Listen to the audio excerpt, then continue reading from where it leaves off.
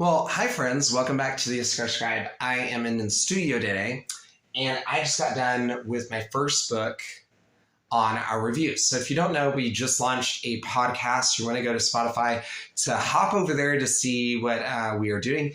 And without further ado, let me go ahead and go over a couple things.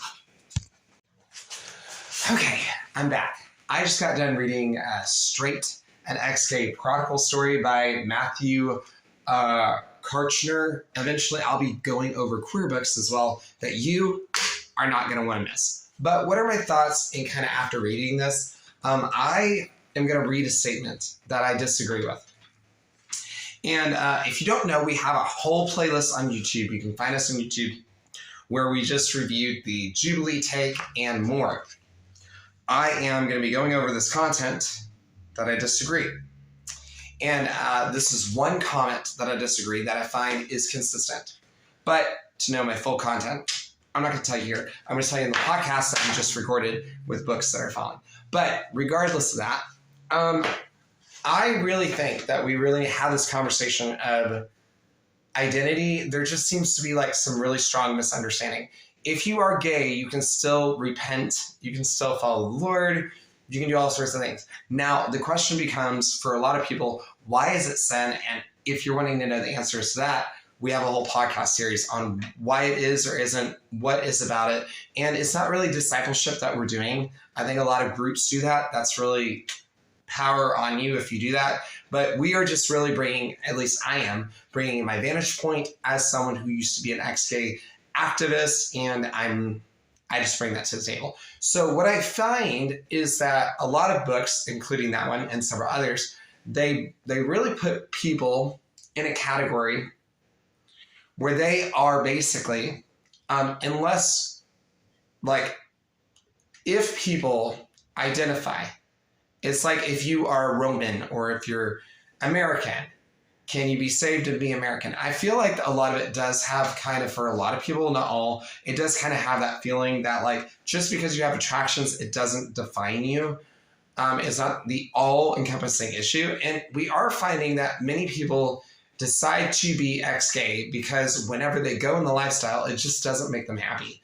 And I think that that is a logical reason because of drugs, because of money, and like it just doesn't provide that source of happiness. And so that's just some of the things I'm noticing when I'm going over these studies, especially our recent podcast where we talk about the effect of relationships that where a gay couple is open. So if you're interested in that, you're going to want to find out our podcast. But that being said, it is really, really important. And I know that we're doing podcasts and they're going through the month of January at this point. So it's really, really important to have this conversation. And when people come out, maybe you're watching me on TikTok and it's the first time, and you're like, oh, I don't really believe I'm gay anymore. And you're going through this journey. I think that like, I consider myself a queer man, and I've talked about this, and I consider myself a queer man for a long time because it finally has helped me do and process things that I've gone through. And the problem is that there's this huge push to want nothing to do with titles or have way too many things to do with titles, and I'm just noticing this going on. So in light of that, I do find that there's an issue.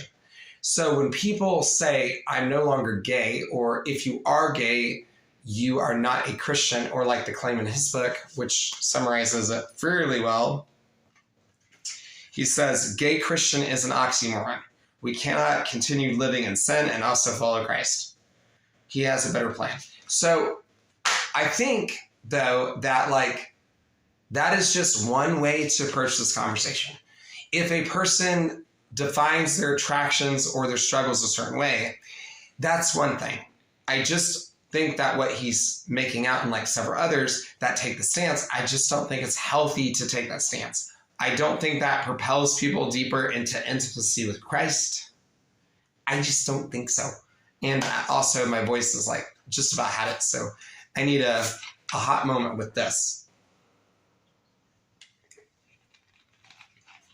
I just don't find that it's very compelling. Like That doesn't make people want to give up their titles or being called gay just because you say that you don't believe that someone taking a title that they're really repentant of. I think their life indicates who they are, and like what they do in life determines if they are consecrated, not what title they call themselves. It's very similar with the charismatic. Like, it doesn't matter what you call yourself. What matters more is if you are able to reach people with the message of the gospel.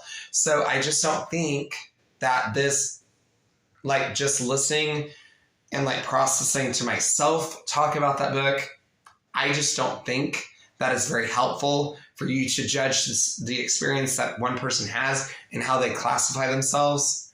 And I talk about eunuchs on our podcast as well, that this is like a major issue. So on that note, I just really think that it's not helpful. You live a life that's consecrated, regardless if you go with this or that title, if you're transsexual or whatever. What matters most is if you are living a life that is conformed to the gospel and you are sharing the gospel with people. So whether you identify as American or whether you're gay, there's a basis of giving your life over to Christ where you give up those things. But like when we talk about ex-gay stories, some people believe that they're gay. Some people believe that they're ex-gay. Some people believe that they were never gay. All in between. And we just don't know what causes homosexuality. Like that, at the base of it, we don't know why it causes homosexuality in people, or like if they're born with it. Like, we just don't know. We know that some people have a tendency for certain things based on studies, but even then, we still do not know. Okay, so the main problem is I see that this argument where people are going, you're not gay. If you're gay, you're going to hell. I mean, I just really see this argument when you're playing an identity politics. It's not helpful. You're not being respectful to the journey that somebody's on and where they are at one point in their life. 20 or 30 years, they might be at a different point. And that's just my thought on this whole thing. If you like this TikTok, you can find, or this clip, you can find the whole playlist on YouTube under Can You Stop Being Gay? I'd love to see you review it. Become a subscriber, and you can always find me on Patreon and all social media as a subscribe, and I will see you on the flip side. Goodbye.